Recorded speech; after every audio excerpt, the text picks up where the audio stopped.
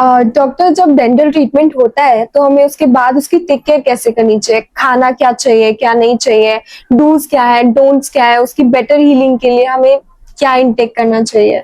देखिए मैम, आप कोई भी डेंटल ट्रीटमेंट के लिए जाते हो तो सबसे पहला इम्पोर्टेंट आपके लिए जो है, आपने उससे फंक्शन लेना है। अगर मैं आपको कहूँ मैम ये खाना ये मत खाना, फिर आपके लिए उसका फायदा क्या है? तो sweet sour hot cold anything you can have, ठीक है, आफ्टर एनी डेंटल ट्रीटमेंट, जो कि आपका प्रॉपर तरीके से किया जाए।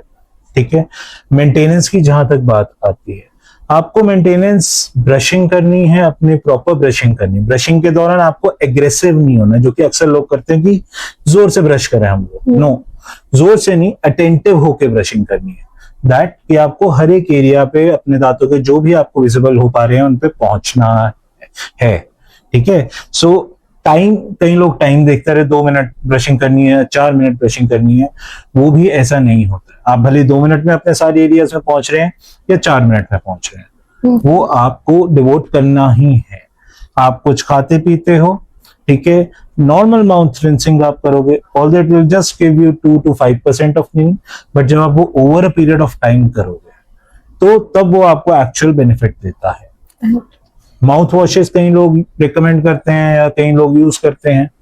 सो सबसे बढ़िया है कि आप जो है ल्यूकवार्म वाटर के सलाइन माउथ वॉशेस घर पे ही बना सकते हैं। ठीक है, आप ब्रशिंग करते हो, उसके बाद you can use it like a mouth wash. Okay, so ये नॉर्मल मेंटेनेंस आपको रखनी होती है। Then there is one more important step जो कि अक्सर लोग मिस आउट कर जाते हैं। थोड़ा सा वो टीडियस प्रोसेस होता है, जिसको हम कहते हैं फ्लॉसिंग। ओके, सो दांतों के बीच की सफाई सिर्फ फ्लॉस कर सकता है, और कोई भी आपकी मोडालिटी काम नहीं आती, like toothbrushes and specific paste, वो उसमें काम नहीं आते हैं। फ्लॉसिंग एक अलग स्टेप होता है जो कि आपकी ब्रशिंग के एडिटिव में दिया जाता है।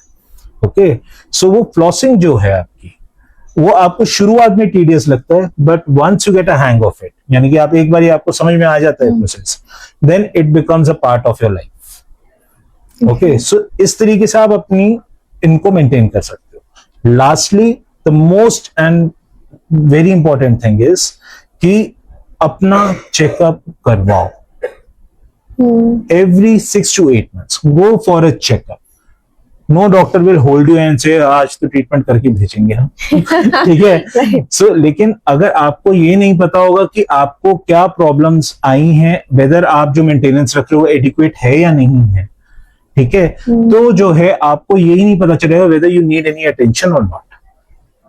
कब करवाना, कहां से करवाना, किससे करवाना, एज अ पेशेंट हमेशा आपकी कॉल है, बट आपको पता होना चाहिए।